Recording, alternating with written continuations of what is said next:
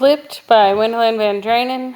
This is chapter 4, Julie, the Sycamore Tree.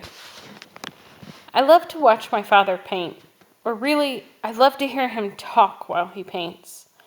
The words always come out soft and somehow heavy when he's brushing on the layers of a landscape. Not sad, weary, maybe, but peaceful. My father doesn't have a studio or anything, and since the garage is stuffed with things that everyone thinks they need but no one ever uses, he paints outside. Outside is where the best landscapes are, only they're nowhere near our house. So what he does is keep a camera in his truck. His job as a mason takes him to lots of different locations, and he's always on the lookout for a great sunrise or sunset, or even just a nice field with sheep or cows.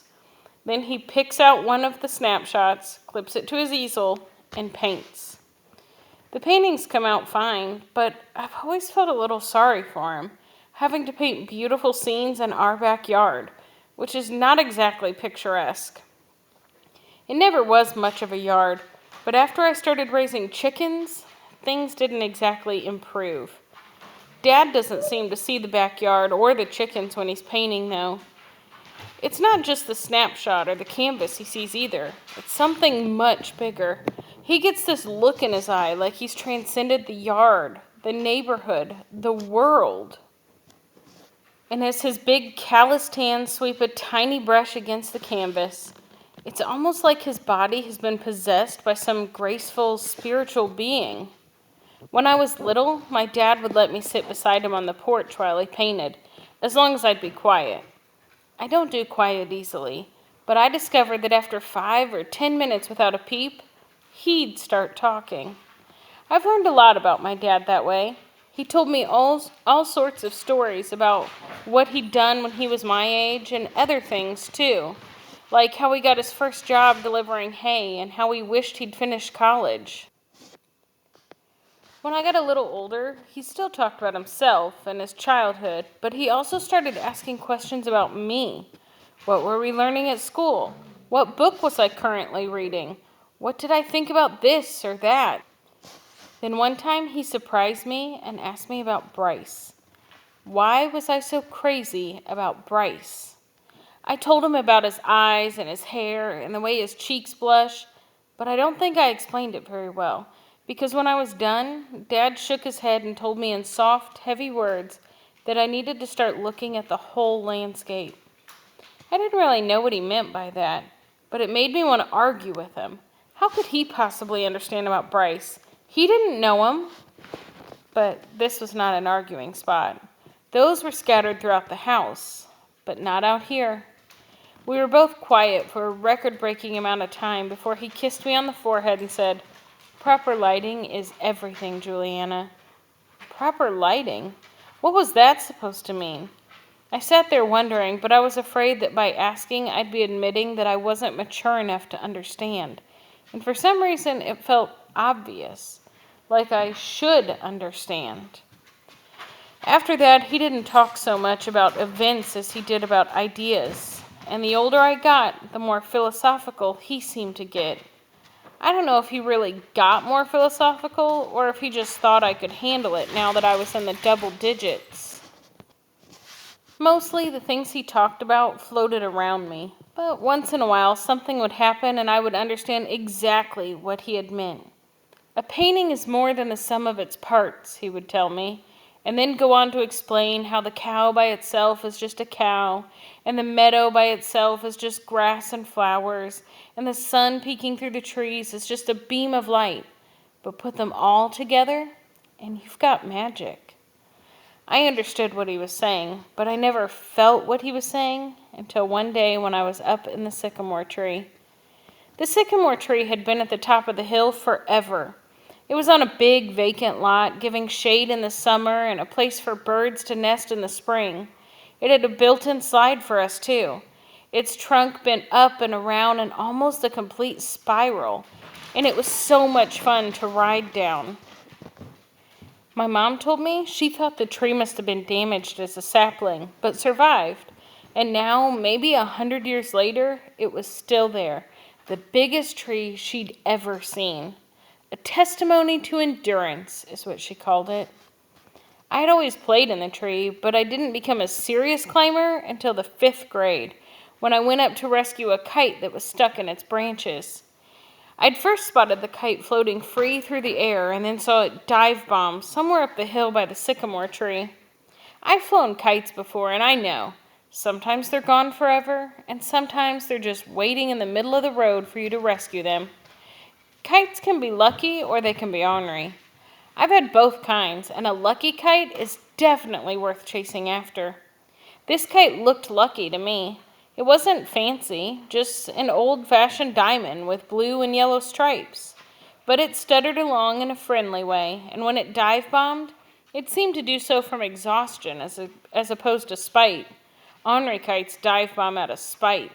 They never get exhausted because they won't stay up long enough to poop out. 30 feet up, they just sort of smirk at you and crash for the fun of it. So Champ and I ran up to Collier Street, and after scouting out the road, Champ started barking at the sycamore tree. I looked up and spotted it too, flashing blue and yellow through the branches. It was a long ways up, but I thought I'd give it a shot. I shinnied up the trunk, took a shortcut across the slide, and started climbing. Champ kept a good eye on me, barking me along, and soon I was higher than I'd ever been. But still, the kite seemed forever away. Then below me, I noticed Bryce coming around the corner and through the vacant lot, and I could tell from the way he was looking up that this was his kite. What a lucky, lucky kite this was turning out to be. "Can you climb that high?" he called up to me. "Sure," I called back, and up I went. The branches were strong, with just the right amount of intersections to make climbing easy. And the higher I got, the more amazed I was by the view. I'd never seen a view like that. It was like being in an airplane above all the rooftops, above the other trees, above the world. Then I looked down at Bryce, and suddenly I got dizzy and weak in the knees. I was miles off the ground. Bryce shouted, "Can you reach it?" I caught my breath and managed to call down, "No problem!" Then forced myself to concentrate on those blue and yellow stripes, to focus on them and only them as I shinnied up. Finally, I touched it. I grasped it. I had the kite in my hand. But the string was tangled in the branches above, and I couldn't seem to pull it free. Bryce called, "Break the string!" And somehow I managed to do just that. When I had the kite free, I needed a minute to rest, to recover before starting down. So instead of looking at the ground below me, I held on tight and looked out across the rooftops. That's when the fear of being up so high began to lift, and in its place came the most amazing feeling that I was flying, just soaring above the earth, sailing among the clouds. Then I began to notice how wonderful the breeze smelled. It smelled like sunshine and wild grass and pomegranates and rain. I couldn't stop breathing it in, filling my lungs again and again with the sweetest smell I'd ever known. Bryce called up, "Are you stuck?" which brought me down to earth. Carefully, I backed up, prize stripes in hand, and as I worked my way down, I could see Bryce circling the tree, watching me to make sure I was okay. By the time I hit the slide, the heady feeling I'd had in the tree was changing into the heady realization that Bryce and I were alone. Alone! My heart was positively racing as I held the kite out to him, but before he could take it, Champ nudged me from behind and I could feel his cold, wet nose against my skin. Against my skin? I grabbed my jeans and back, and that's when I realized the seat of my pants was ripped wide open. Bryce laughed a little nervous laugh, so I could tell he knew, and for once, mine were the cheeks that were beet red. He took his kite and ran off, leaving me to inspect the damage. I did eventually get over the embarrassment of my jeans, but I never got over the view. I kept thinking of what it felt like to be up so high in that tree. I wanted to see it, to feel it again and again. It wasn't long before I wasn't afraid of being up so high and found the spot that became my spot. I could sit there for hours just looking out at the world. Sunsets were amazing. Some days they'd be purple and pink. Some days they'd be a blazing orange, setting fire to clouds across the horizon. It was on a day like that when my father's notion of the whole being greater than the sum of its parts moved from my head to my heart. The view from my sycamore tree was more than rooftops and clouds and wind and colors combined. It was magic. And I started marveling at how I was feeling both humble and majestic. How was that possible? How could I be so full of peace and full of wonder? How could this simple tree make me feel so complex, so alive? I went up the tree every chance I got, and in junior high that became almost every day because the bus to our school picks up on Collier Street, right in front of the sycamore tree. At first, I just wanted to see how high I could get before the bus pulled up, but before long, I was leaving the house early so I could get clear up to my spot to see the sunrise, or the birds flutter about, or just the other kids converge on the curb. I tried to convince the kids at the bus stop to climb up with me, even a little ways, but all of them said they didn't want to get dirty. Turn down a chance to feel magic for fear of a little dirt? I couldn't believe it. I'd never told my mother about climbing the tree. Being the truly sensible adult that she is, she would have told me it was too dangerous. My brothers, being brothers, wouldn't have cared. That left my father, the one person I knew would understand. Still, I was afraid to tell him. He'd tell my mother, and pretty soon they'd insist that I stop. So I kept quiet, kept climbing, and felt a somewhat lonely joy as I looked out over the world. Then a few months ago, I found myself talking to the tree. An entire conversation, just me and a tree. And on the climb down, I felt like crying. Why didn't I have someone real to talk to? Why didn't I have a best friend like everyone else seemed to?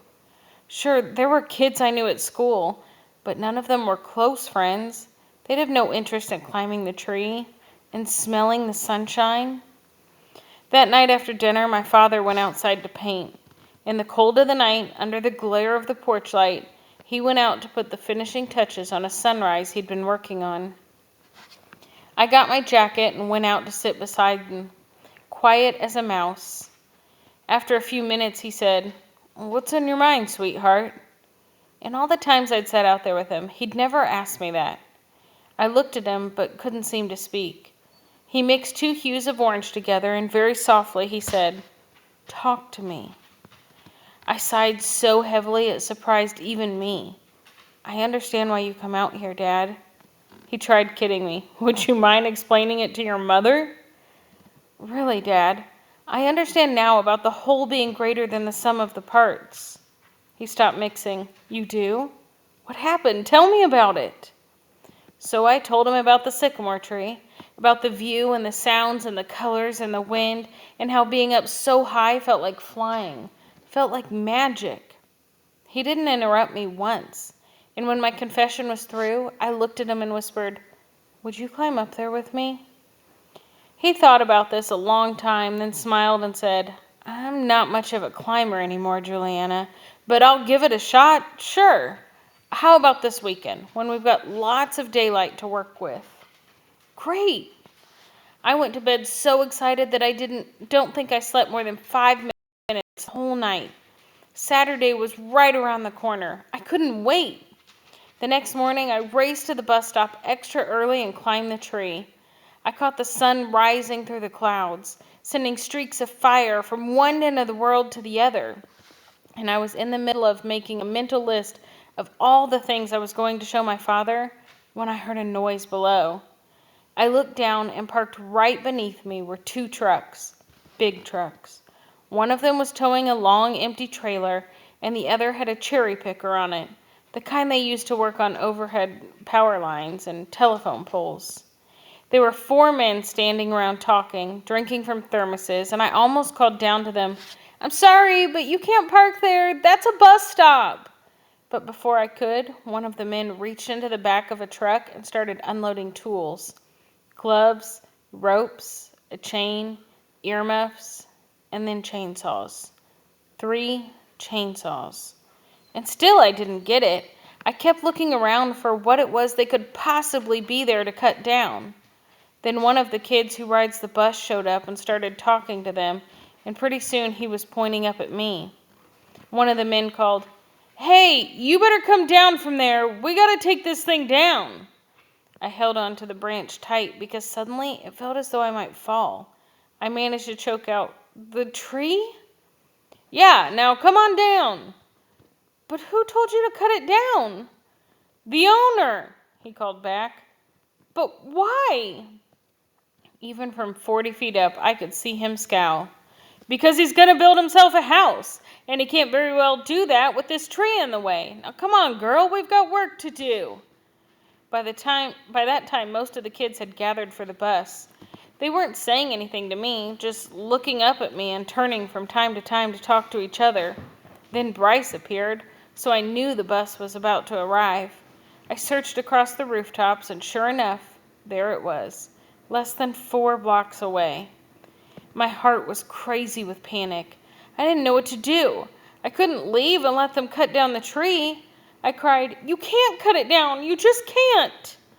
One of the men shook his head and said, "I am this close to calling the police. You are trespassing and obstructing progress on a contracted job.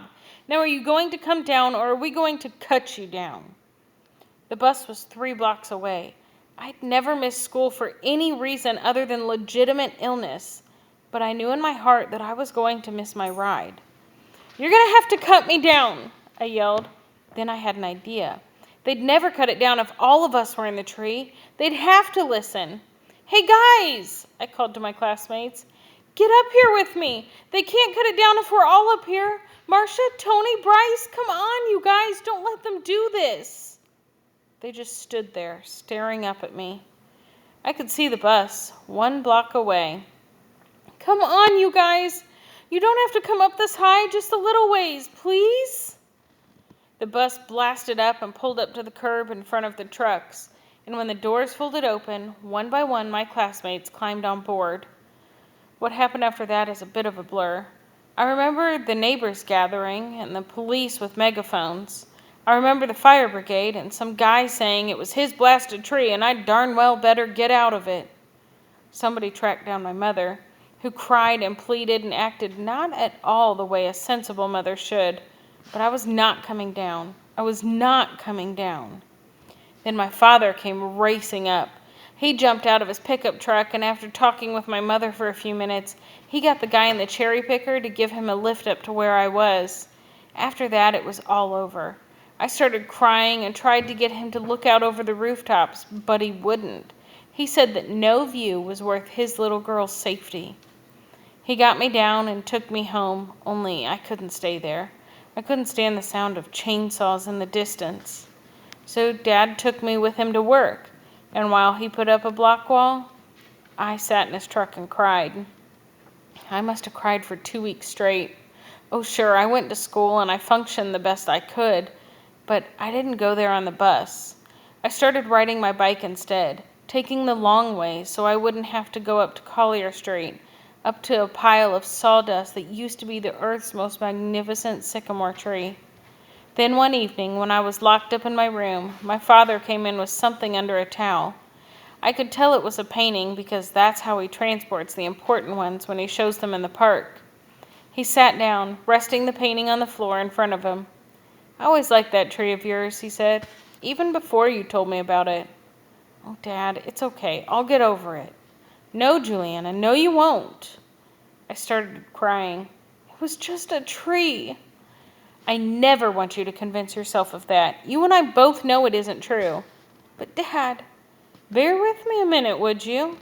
He took a deep breath. "I want the spirit of that tree to be with you always.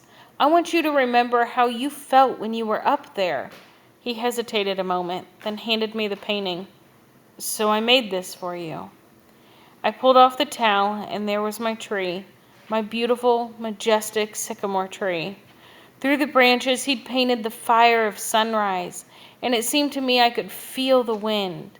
And way up in the tree was a tiny girl looking off in the distance, her cheeks flushed with wind, with joy, with magic. Don't cry, Juliana. I wanted to help you, not hurt you. I wiped the tears from my cheeks and gave a mighty sniff. Thank you, Daddy, I choked out. Thank you. I hung the painting across the room from my bed. It's the first thing I see every morning and the last thing I see every night. And now that I can look at it without crying, I see more than the tree and what being up in its branches meant to me. I see the day that my view of things around me started changing.